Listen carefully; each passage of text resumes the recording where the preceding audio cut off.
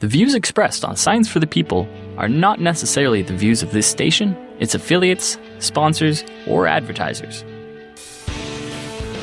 This week on Science for the People, we take a closer look at North America's housing culture, how it got the way it is today, and how it's changing. Hello and welcome to Science for the People. I'm Rochelle Saunders. With me is Nathanael Lauster, an associate professor in the Sociology Department at the University of British Columbia.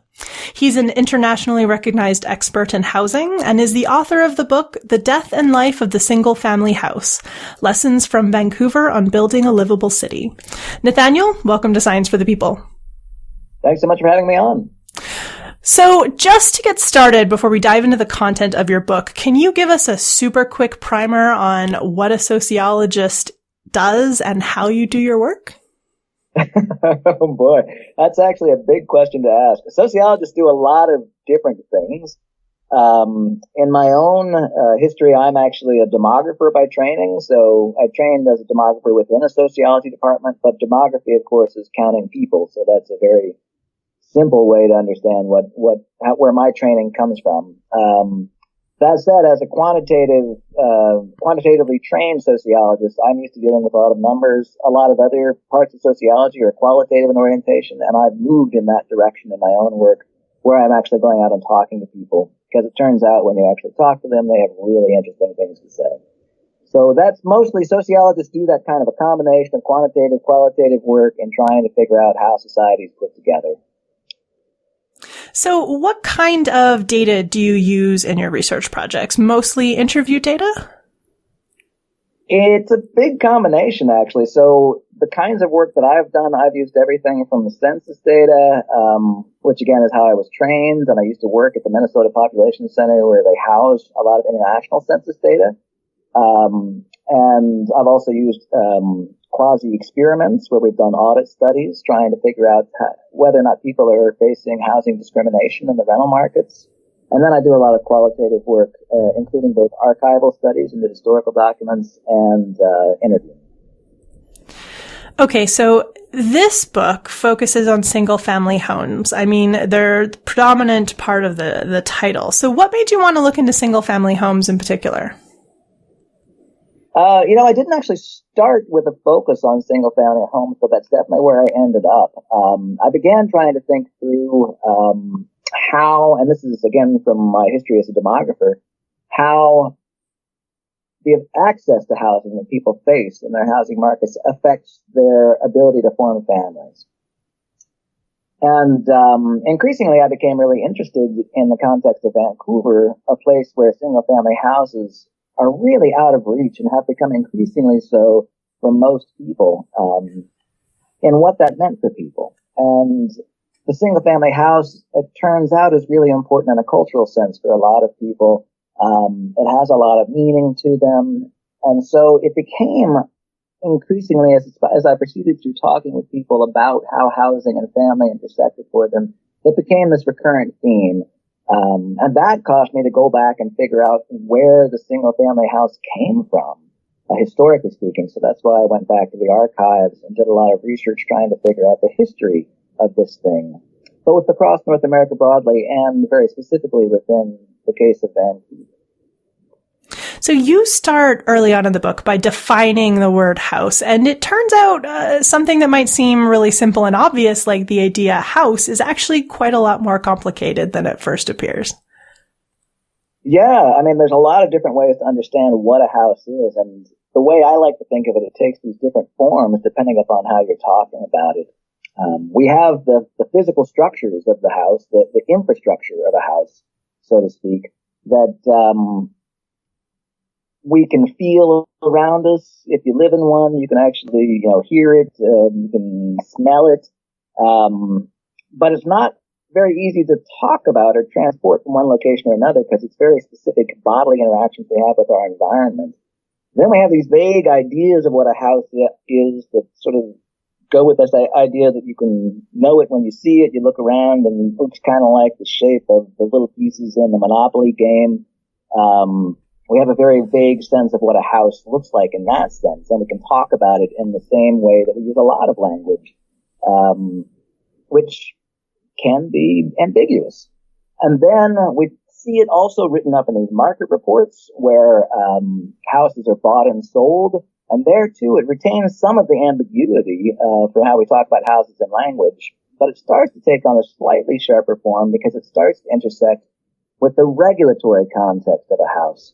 And here, especially in the bylaws that we see different municipalities pass, the single-family detached house takes on a very sharply defined form that's quite rigid and quite constraining. And that's where we see it most clearly defined, is in this regulatory capacity that we have for single-family houses. What's interesting with the regulation, when you really look at it as well, it's quite interesting the backflips that sometimes have to be done in order to differentiate something that is a house from, for example, a mobile home, which people feel like they should be able to differentiate from. But really, that's a hard, precise distinction to make because they're two very, very similar things from a physical standpoint. Yeah, so you see these funny sort of long digressions in a lot of these bylaws that very carefully try and define, well, this is what makes it move from a mobile home to an immobile detached single-family house. And it has to do with some notions of the foundations or making sure that you remove that mobility aspect to it.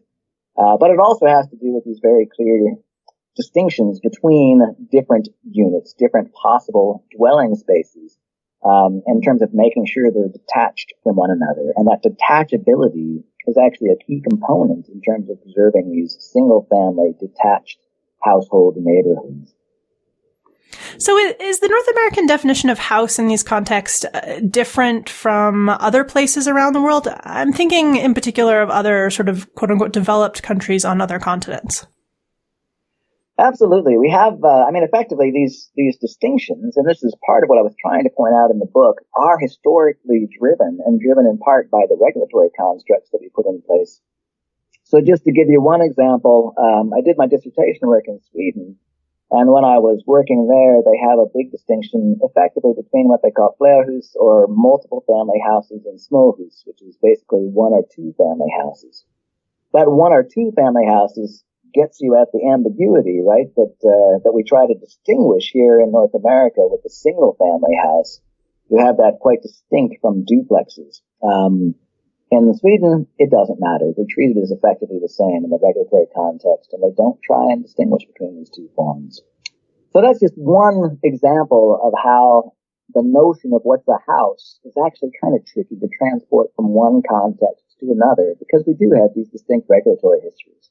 In the context of Canada and the United States, they're strikingly similar, actually, at least with respect to the single-family detached house. But they do actually vary once we get beyond that in terms of whether or not you define structures by, say, height or by number of units or by other various ways we might define different buildings as being distinct from one another. Living here in North America, we tend to think of the idea of the house as universal. I mean, until we consider it more than kind of on a gut reaction. And then we do kind of grudgingly recognize that people in other cultures and on other countries or in other countries live differently than we do. Absolutely. I mean, I think it's also really nice in that sense to root the history of housing in a context like Vancouver into its pre-settler days, right? Pre-colonial days. When we had, historically speaking, in my part of Vancouver, where we had the Musqueam living, for instance, in longhouses for large portions of the year, which are effectively low-rise apartment buildings, right? I mean, in terms of how they were structured. So that's just another form of denaturalizing this idea that the single-family house is where everyone historically lived and would naturally live did we not have these unnatural cities. So we really need to interrogate that kind of a history to get at the great diversity in the ways that people actually do this. I mean, this brings up the question of what distinguishes a lifestyle from a living standard, which is something that you try to dig into quite a bit in the book, because it is sometimes a really complex, difficult question to answer. Yeah, and they come with different moral weights too, right? I mean, a sort of living standard has this idea that we're meeting a universal set of needs. And sometimes we seem to treat, at least in rhetoric, if not in actual legal specifics, the single-family detached house as a kind of living standard that everyone wants and everyone should have access to, when in fact it is a lifestyle in many respects. And it's a lifestyle that's been designed to reinforce particular understanding of family, a particular understanding of what your needs are, and a particular kind of urban form, which is very limited and very suburban in actual orientation. Within the book, you also use some interesting terminology from like ecosystem biology, such as habitat, talking about the habitat for houses, and ask whether houses are an invasive species. I mean, why choose the language of ecology when talking about housing? It's a good question. In part, this is drawing upon the history of sociology.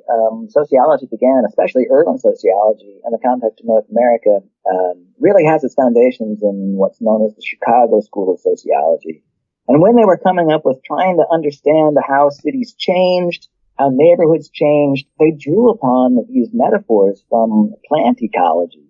And there was actually quite a bit of cross-dialogue between sociology and plant ecology in terms of understanding changing ecosystems.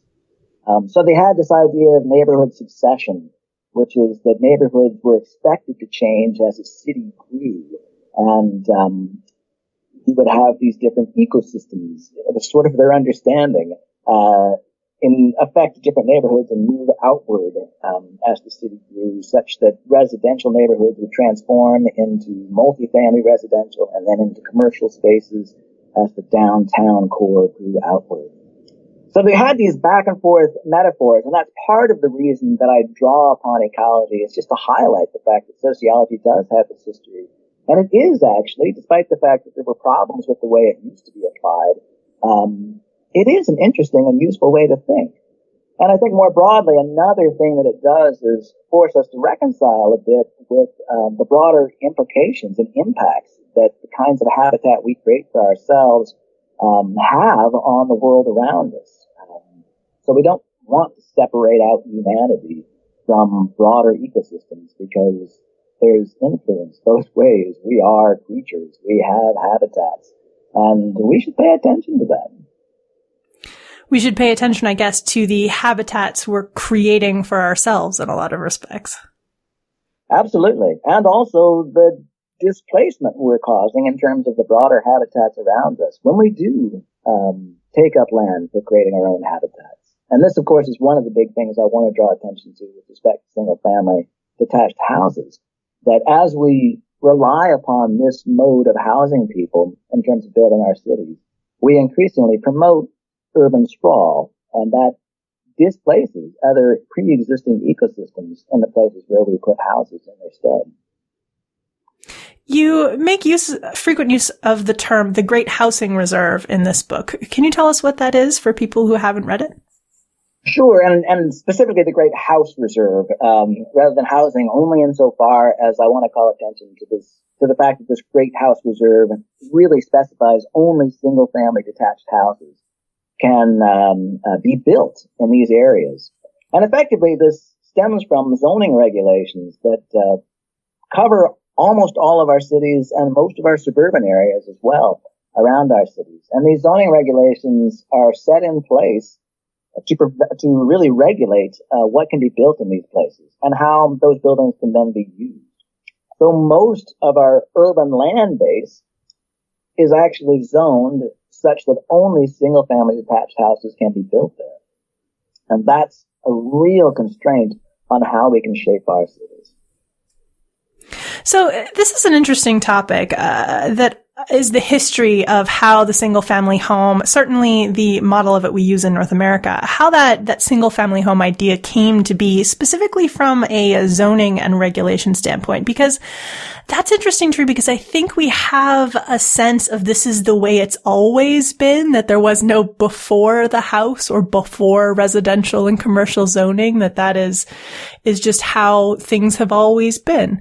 But it's actually quite a modern idea, modern zoning and regulation rules, correct? Absolutely, right? So this is early 20th century, this idea of zoning the city starts to take hold and starts to be promoted as well by this nascent planning profession that's developing through the early 20th century.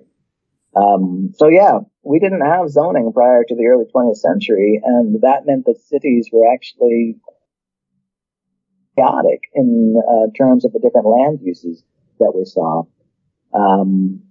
So that if you buy a house in the middle of the city, or even just on the outskirts of the city, if the city is rapidly growing, you might have this idea of who your neighbors will be, but as the city grows, there really was something to this metaphor of succession.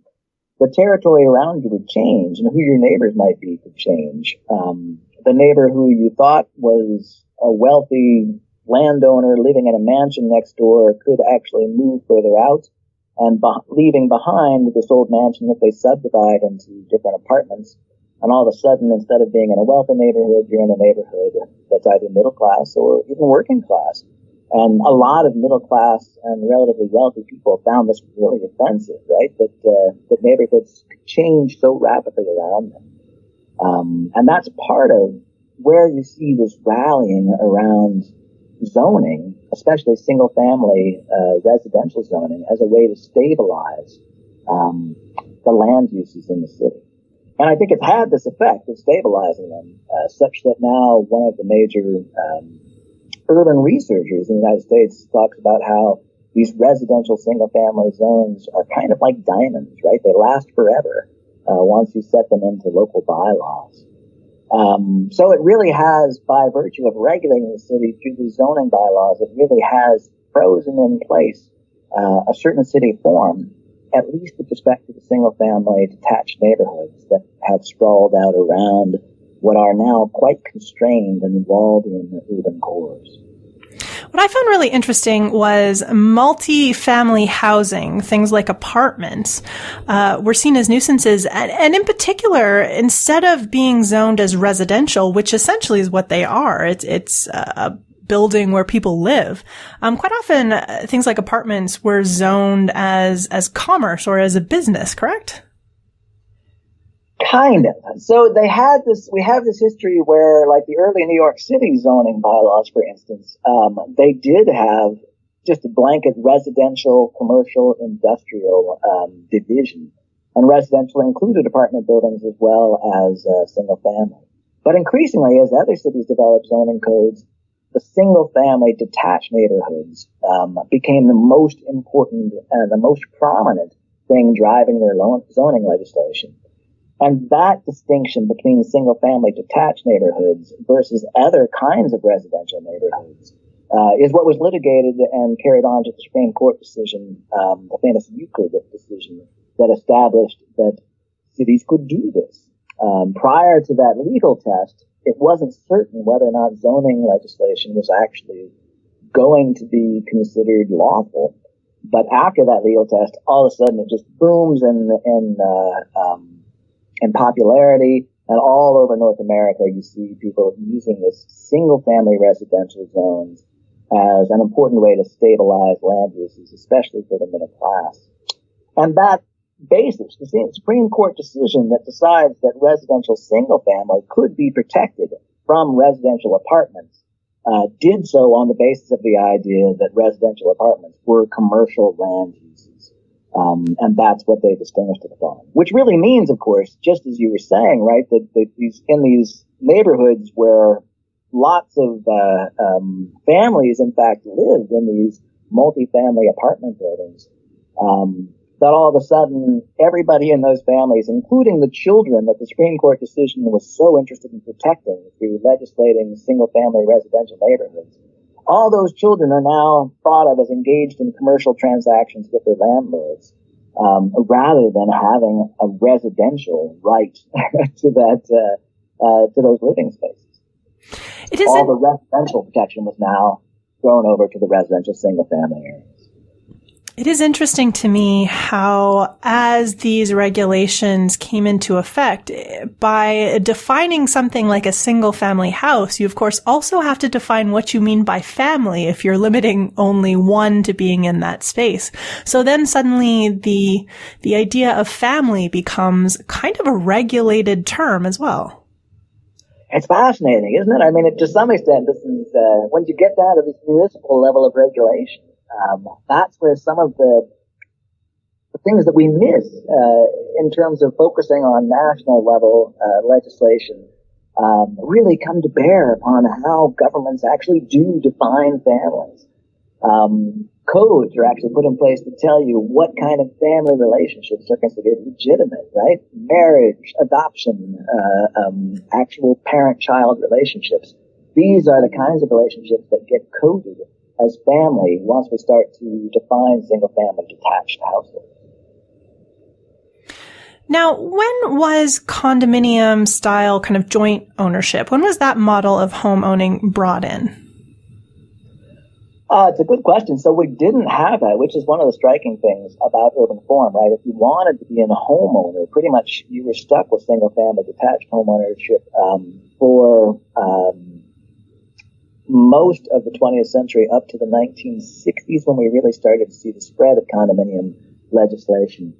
And then we start to, in the 70s and 80s, we start to see more and more condominium buildings, such that now a large part of the cities, certainly of Vancouver, Toronto, etc., are actually comprised of condominium ownership. But it's a recent invention, and that's one of the interesting things that when you look back, you get a sense of the promotion of home ownership policies, the policies put in place by succeeding governments that wanted to say everybody should be a homeowner, we should promote this as a national goal. Those really encouraged only single-family detached forms of ownership until the 1970s. So your book kind of hyper-focuses in on the city of Vancouver and its particular history with housing. And of course, the surrounding suburban area, kind of known as the Lower Mainland to that area. Why focus on a single city rather than gather data from multiple cities across North America? You know, that's a really good question. I think that for me, one, I live here. That's a perk. Two, it's focusing in really allowed me to get a real sense of how the history of Vancouver played into the present, in a way that if I was sort of drawing on a much more expansive sense of drawing from what's happening all across North America, I don't think I could have really focused in to see how history matters to one particular place.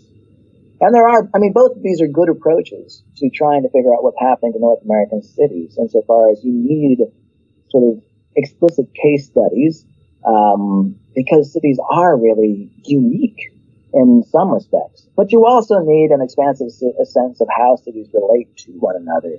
And in fact, policy does, in many cases, jump from city to city.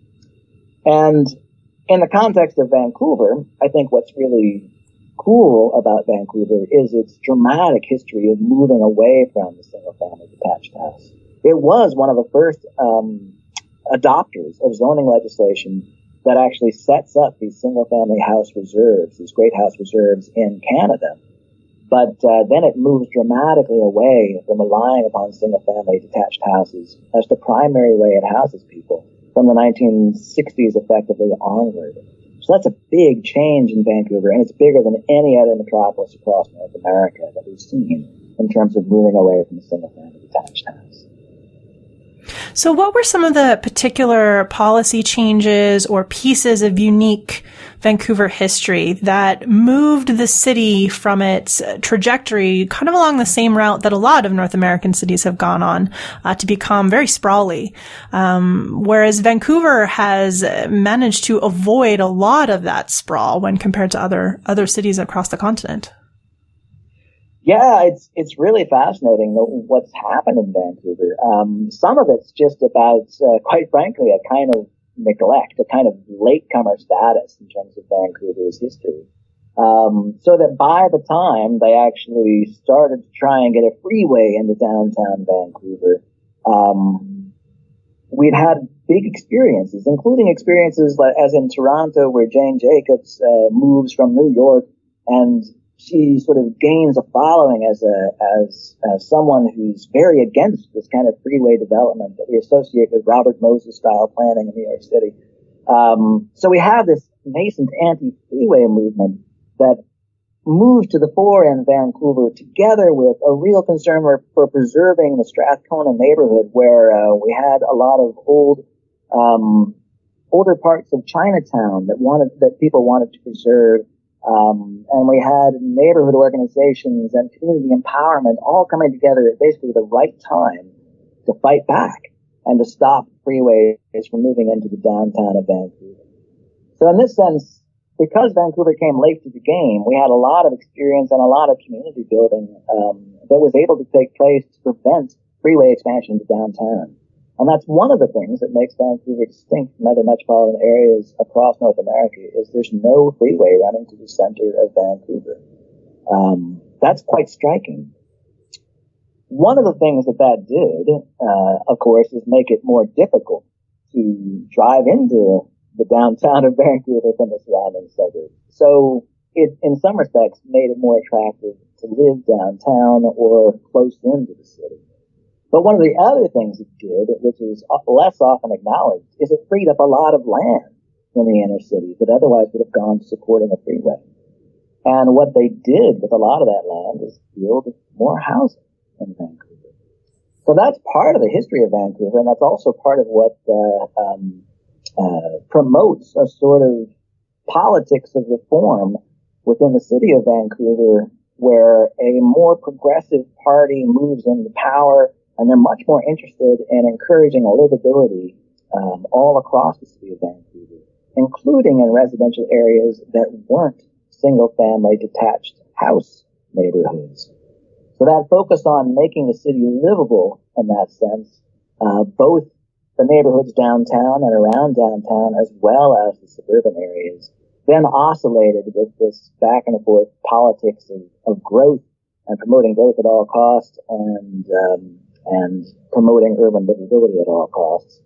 And so with this oscillation creates Vancouver's unique history in some regards, in terms of how it's promoted a denser form of urban livability than other cities across North America. In the book, I talk about 3 different ways that happened and that unfolded with respect to the existing huge amounts of land that were set aside as single-family detached neighborhoods. And so we can see that we, in many cases, built around these old single-family detached neighborhoods, this great house reserve. And we built around this in the downtown core, where you have a lot of low-rise and high-rise alternatives to single-family detached houses.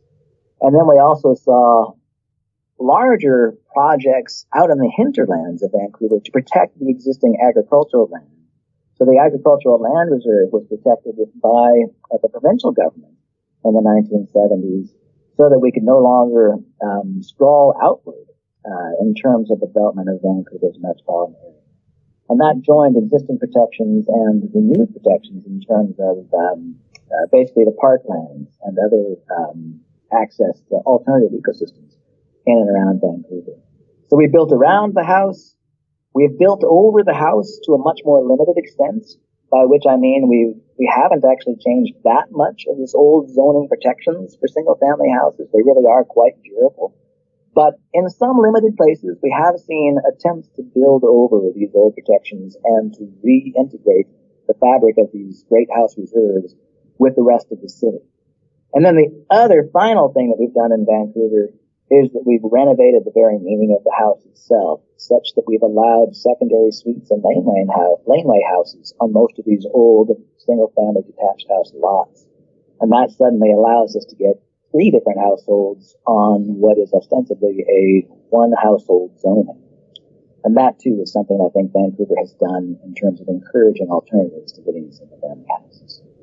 Stay tuned for more Science for the People after these messages. Science for the People is a weekly radio show and podcast that explores everyday life from a scientific perspective.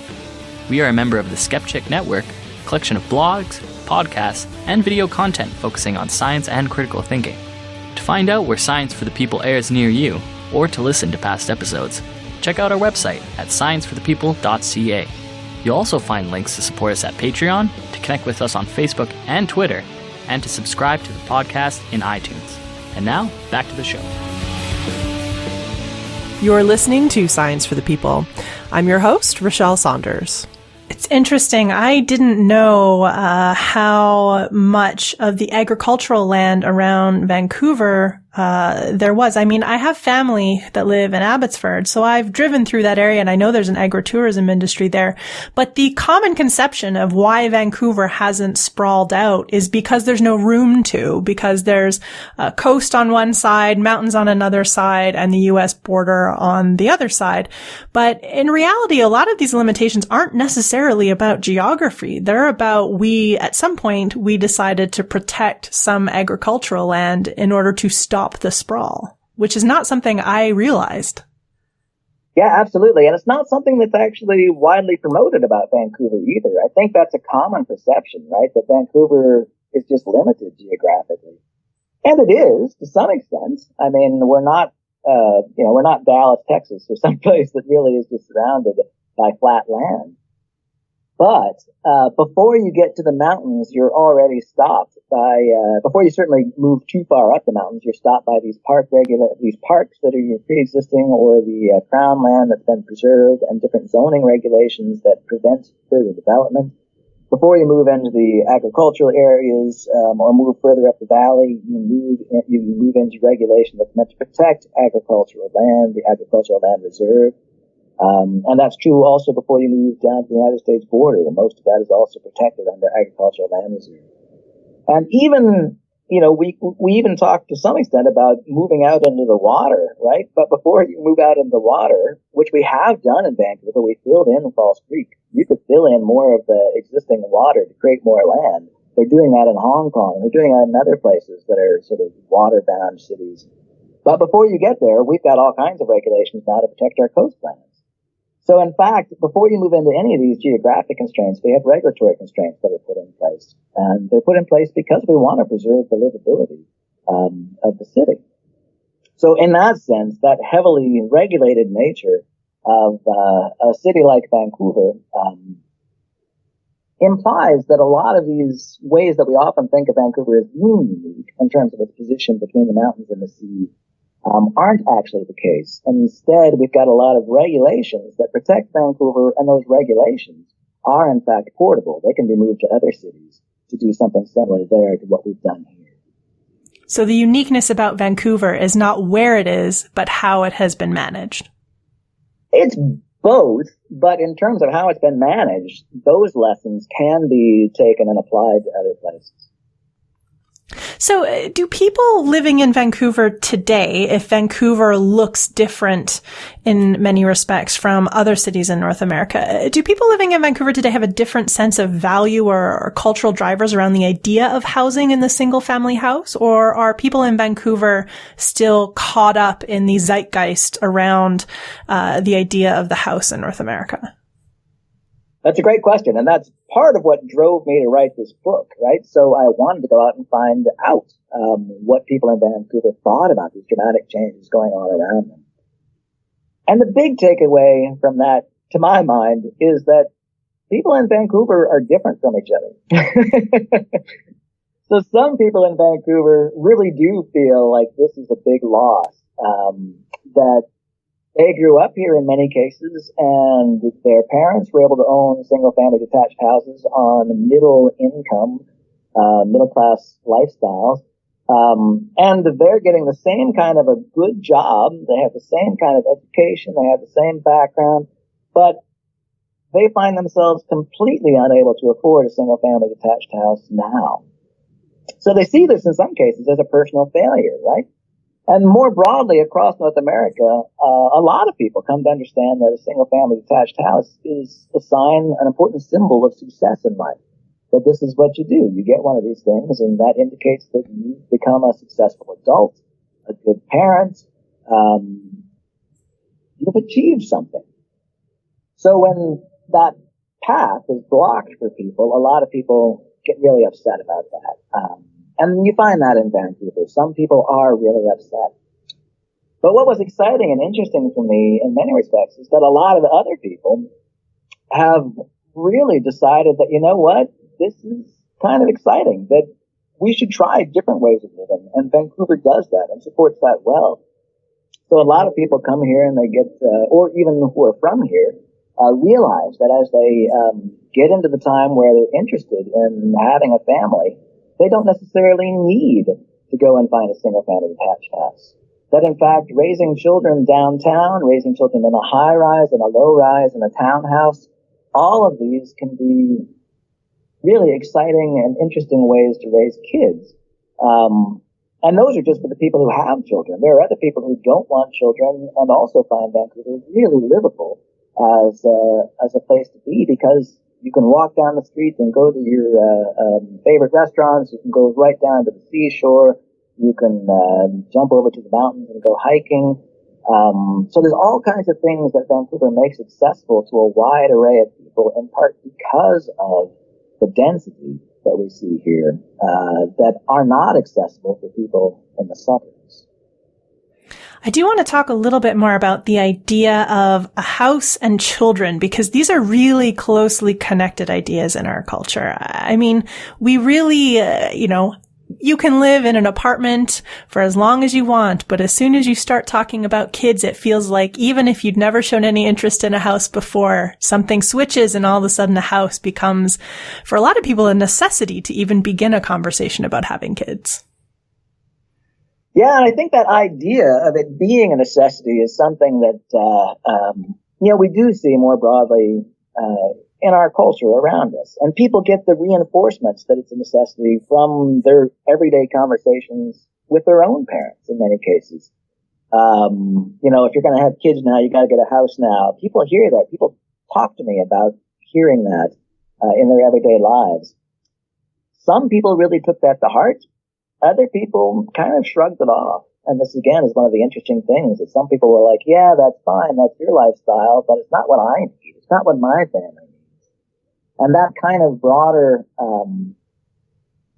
flexibility is mirrored in some ways in a lot of changes that we see in how people organize their families more broadly in a cultural sense. People are coming to much more individual notions in some regards of, this is my family.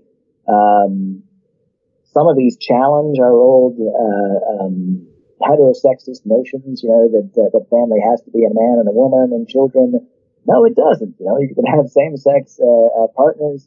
Some people experience with multiple partners at the same time, and you can have children. You can have a wide variety of relationships accommodated in what we mean by family.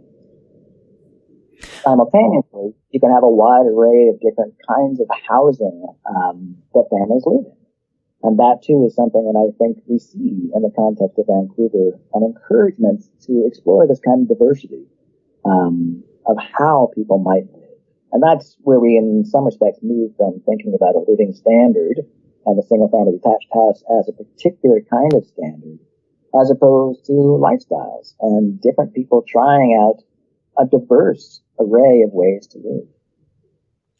It's interesting because our ideas around raising children and how we solve some of the inherent challenges in raising children. For example, the idea that you talk about in the book about how children occupy space in a different way from adults, which is a challenge of raising children. And to some extent, we as a culture see the only appropriate solution, or the best possible solution to that, is just have more space for children to be children, rather than trying to find a different way to address that challenge in a smaller space or in a different type of housing style. Yeah, and I think that, runs into some of the issues, that there are actual practical considerations about how people live too, and the kinds of spaces we make available to people. Noise travels, kids are noisy. These things really do affect people in different kinds of housing situations quite differently. And I think you're absolutely right there, right? That we see and have seen single-family detached house as a solution to these particular problems of urban livability. But we've constrained ourselves in doing that, and there are, in fact, many different solutions. And I like to talk in part about, one of the people that I talked to who lived in one of the downtown neighborhoods in a high-rise, and she lived there with her kids, and everyone in the hallway of the high-rise where she lived had children, and they all left their doors open, and kids ran back and forth from one house to another. And it sounded like this kind of amazing community that they had created there that would be very supportive for raising children. more supportive, in fact, than the isolating effects we sometimes get from single-family neighborhoods. But supported in a different way, right? So you have different annoyances associated with that. Maybe those kids are kind of loud and noisy as they run back and forth from apartment to apartment, but also different supports. Maybe it's kind of wonderful to be able to rely upon other parents to occasionally look after your kids as they're playing with their kids and still not be very far away from them. So if you're needed, you can appear. What a wonderful thing to have happen in this kind of a high-rise environment that's not facilitated in an environment where you have all these privatized single-family detached houses. People who grew up historically in other types of housing in North America, I'm thinking kids who grew up in New York, in the city of Vancouver, the city of Toronto, in a type of housing that wasn't a house. They rarely see themselves portrayed in media. And even though their day-to-day life is different, I guess people kind of internalize the subtext of a house is where children go. Children don't belong in apartments. And certainly, even apartment and condo culture sometimes seems to actively exclude children. I mean, you do see these kinds of multifamily dwellings actually explicitly or implicitly state children not welcome. Absolutely. And, it is interesting. I did start this project in some respects trying to think through, like, all the different television shows that I could think of from my own childhood on to the present, where children are actually seen in apartment buildings, and I could only come up with just a couple. That was a stretch, right? So it's really difficult to think of media portrayals of children raised in anything but single-family detached houses. And in terms of how children come to recognize that they are themselves not welcome in alternatives in condominium buildings historically in Vancouver, and even in the present day, I think we still see a number of regulations on the books in some of these condominium buildings that either prohibit children or suggest that this is a seniors or adult-oriented building. And there were people that I talked to who described very, in some respects, heart-wrenching stories about not getting a key to their own building as a child, and these ways that they were made to feel like this was not an appropriate environment for them as they were growing up. So we definitely see that.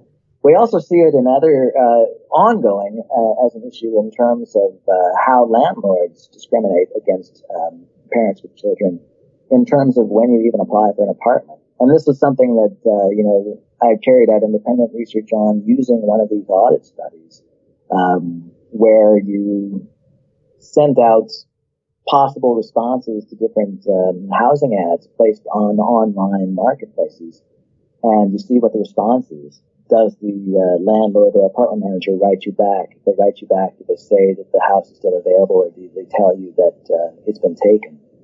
And you certainly see that a lot of these apartments that go up for rent, if you tell them that you're, say, a parent with a child and wanting to move in, you get a lower response rate than if you tell them you're a heterosexual couple.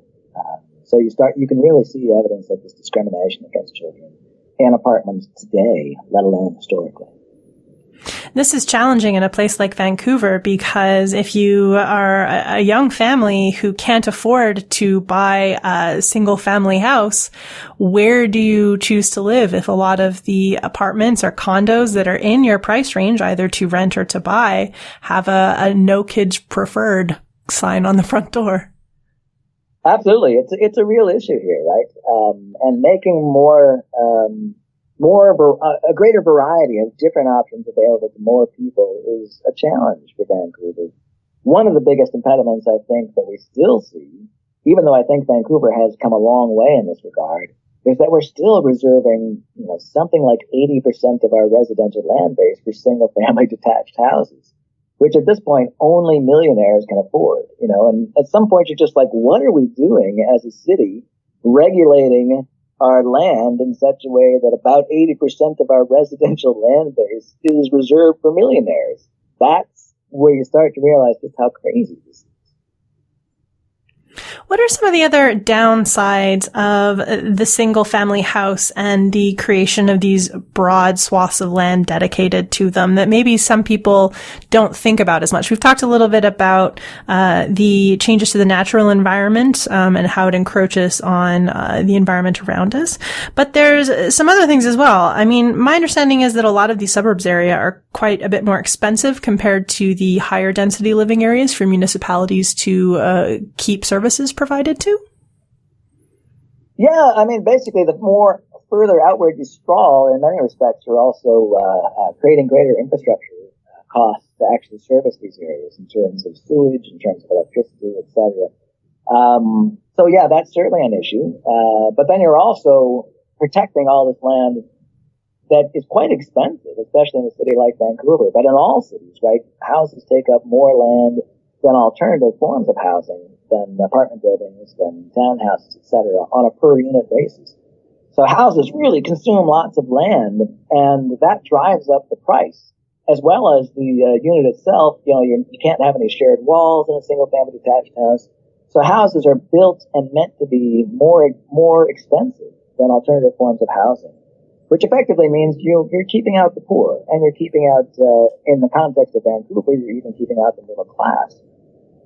So houses are really expensive ways to house people, and that's another important consequence of relying upon single-family houses as the predominant way we do try to house people in North America. But they also do a variety of other things, right? They do displace existing ecosystems because they take up so much land, and because they take up so much land and they privatize it as they take it up, they also reduce the kinds of vitality that you get in the city, where you can walk down to a shop nearby. You have coffee shops, you have small retailers, you have all kinds of different commercial possibilities in terms of what you can do with land nearby. In the suburbs, you're much more limited to these giant big box store kind of commercial settings, or strip malls, right? You can occasionally promote a strip mall, but none of these are particularly walkable or vital neighborhoods in the same way that you get in cities. And a lot of that's because of the way the single-family detached houses really do privatize land and prioritize residential uses of the land. So it's bad for urban vitality, it's bad for existing ecosystems. Houses also take up more energy to heat and cool because they don't share walls, because they are bigger on average than other kinds of dwellings. You have to rely upon cars more often to get anywhere in terms of these neighborhoods that are reserved for houses, because, again, lots of land. Most other uses are far away, so most people drive.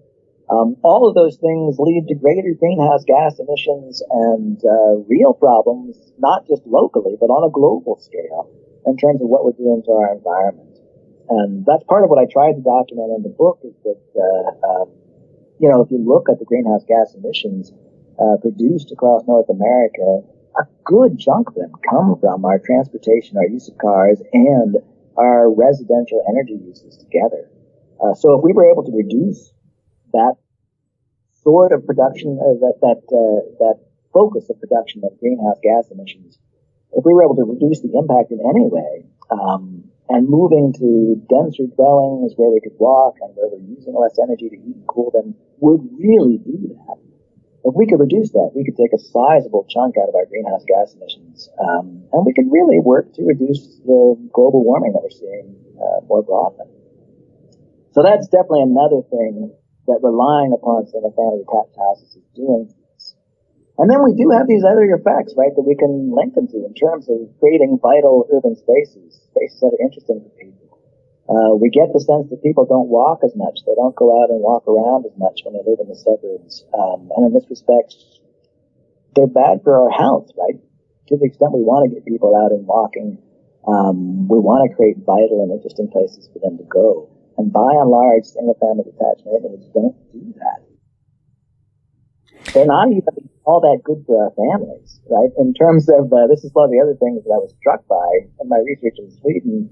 The more single-family detached dwellings that were being constructed in the neighborhoods, the less stable families in those neighborhoods became. which I found really interesting. I'm still, I have to admit, not entirely sure what's going on there, but it certainly doesn't seem to be the case, as you might expect, that creating more single-family detached houses would lead to more stable families. We're definitely not seeing that. And then finally, I think we can make a really strong case, and perhaps an even stronger case these days, that single-family detached houses are not especially good for democracy. When you live in single-family detached houses, you're mostly surrounded by other people that are a lot like yourself. And that erosion of people's exposure to difference really also tends to have these knock-on effects of eroding their sense of responsibility to people who are unlike themselves. Eroding their sense of emotional connection to diversity. And that, again, I think we can really draw some broad conclusions from is bad for our democracy. So there's a big list of reasons that we should move away from the single-family detached house. So having stated that list of, it's quite a long list of reasons to move away. Having said that, there are some things that single-family houses do well that you can't do as well, or maybe not as well in the same way when you move into higher density housing. Things like, as we talked about before, noise can be a big problem if you're living with sharing a wall with somebody. Whereas if you've got a house and a lot of yard space between you and the next people over, well, a dog barking or a few kids having a late night run around in the backyard, it doesn't seem quite so bad. It's true, right? So there are definitely things that houses do differently than other kinds of dwellings, and in fact may do better. And what they really do, right, is they really sort of maximize your control over a maximum amount of space and different kinds of space, including that outdoor space like a yard, which is really important to a lot of people. So that's definitely something that houses do best, in a sense, is maximum control over maximum amount of space relative to other forms of housing out there. But those same things that single-family detached houses maximize also can create problems. And I think that's part of what we need to wrestle with when we think about single-family detached houses is what's the balance? Rather than automatically assuming that the best thing you can do, the best form of housing that you might have is to maximize your amount of space and to maximize your control over it. We might start to think about what you get in return when you give up a little bit of control over space. What you get in return when you give up some of that space. And I think you get a lot in terms of the different ways that it draws you out into making yourself at home in public and a broader in the broader sphere of the city itself. So that's in many respects the trade-off. And it's not to say that houses don't do some things well. They absolutely do, and this is something I try to document as well in the book, that this really is a trade-off. But it's not a trade-off that we should necessarily see as a bad one to make in terms of giving up some of this maximization of control over maximum amount of space. So what lessons from Vancouver do you think other cities in North America can draw?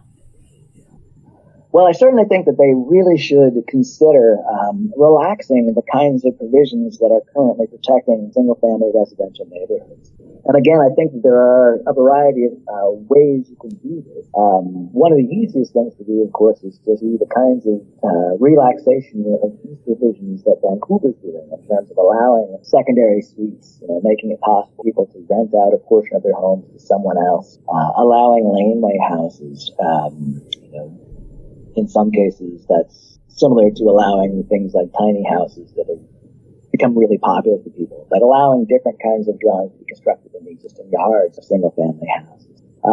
Allowing more people into what we've set aside across North America as this Great House Reserve, which is right now increasingly becoming a sort of reserve for the wealthy, or at the very least, outside of in Vancouver, it's definitely just the wealthy. Outside of Vancouver, it's also the middle class, but we're keeping poorer people or even working class people out of a lot of these neighborhoods. And maybe we shouldn't be doing that. Maybe the city shouldn't be segregating us by income in this way. That's something that, again, we should really think about in terms of how we might want our cities to be built going forward. So that's a really easy thing to suggest, but at the end of the day, the policymakers who want to make that change quite often meet a lot of resistance from the communities of people already living in these places that don't want to see that kind of change, or at least don't want to see it in their neighborhood. I'm thinking a little bit of NIMBYism. So how do we as people or anybody listening who maybe already has that single family home in a suburban area in a city in North America, and maybe that city is looking at relaxing some of those zoning regulations in those residential areas that have been primarily single family homes. How do we as people who have grown accustomed to a single family house being the way we live try and break out of that mindset? It's a good question. And I've got two answers for you. One, your person living currently in a single family home might like, and the other one they might not. So let's start with the one that they'll like, which is that relaxing these use provisions in many ways you might think of as allowing families who look at their own children, right? Parents who look at their own children and think about whether or not they'll be able to afford to live in that same neighborhood in the future. They might think about that in terms of, well, if we relax use provisions, even if they can't buy a house next door, they can move into a house that we can build in the back, right? And we see a lot of people doing this in the context of Vancouver and other places where laneway houses have been allowed. People do start to use these lots in more flexible ways to accommodate extended families, which is a great thing. People also find that as you allow these kind of low intensity forms of densification in these neighborhoods, the neighborhoods become more interesting. You get more diversity. You get families, which in many cases get driven out of these neighborhoods by the high expense. You get new neighbors who will keep an eye on things for you in the city. So there's a lot of benefit that even though people who are in neighborhoods that get densified might feel like they're initially resistant to this kind of densification, they often find in the end that it turns out to be a good thing. So that's the part that hopefully you would like if you're already living in a single family detached house and thinking with some trepidation about a possibility of densification around. It also could come with some servicing benefits, right? The more you get people living in these neighborhoods, the more attractive it is to send transit lines to these neighborhoods. And to become a bit more integrated with the rest of the city. Now, on the other hand, and this is perhaps the social justice argument, historically speaking, a lot of these neighborhoods that are predominantly single-family detached house neighborhoods are built upon a history of exclusion, of excluding people from the neighborhood, of drawing boundaries around their broader social obligation. So that's already built into the history of these neighborhoods. And from a social justice perspective, we should really be asking whether or not this kind of neighborhood-based planning is the way to go, because exclusion begets further exclusion as you keep planning with only a neighborhood-specific need. Instead of planning just for a neighborhood, instead of giving outside weight to neighbor concern about what's going to be constructed in the neighborhood, we should be planning with a broader eye to the needs of the city as a whole, and especially to the needs of those who've been shut out of a lot of these neighborhoods. These are the people who have real housing needs as opposed to just lifestyle that aren't being met by many of our current cities. And so these are the people who should have an outside say in how we move forward in terms of actually making sure we meet housing needs. And that may well mean that they get to overrule some of the people in these neighborhoods built on histories of exclusion in terms of what new housing forms we should be bringing in. Nathanael, thanks so much for your time today. Really interesting book, and I think a topic we could all do with thinking a little bit more about. Thank you so much for having me. It's been delightful. And if you want to learn more about Nathanael Lauster or his book, The Death and Life of the Single Family House, Lessons from Vancouver on Building a Livable City, you can find some links to click in the show notes for this episode, which you can find on our website, scienceforthepeople.ca. Science for the People is produced by Rochelle Saunders and edited by Ryan Bromsgrove. Helen Quivalon is our publishing liaison. We get research help from Josh Witten and consulting support from Desiree Schell. Our frequently seen guest hosts are Marion Kilgour, Anika Hazra, and Jessica Yaros. Our theme song is called Binary Consequence, and it was written and recorded by Fractal Pattern. Science for the People is entirely listener supported. You can find us on Patreon, where you can support us with monthly donations in any amount, or you can send us a one-time donation in any amount via the donate page of our website.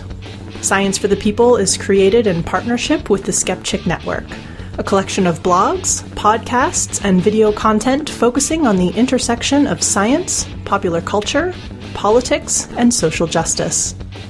You can find out more about Skepchick at skepchick.org. The show is hosted by science news writer Bethany Brookshire and me, Rochelle Saunders.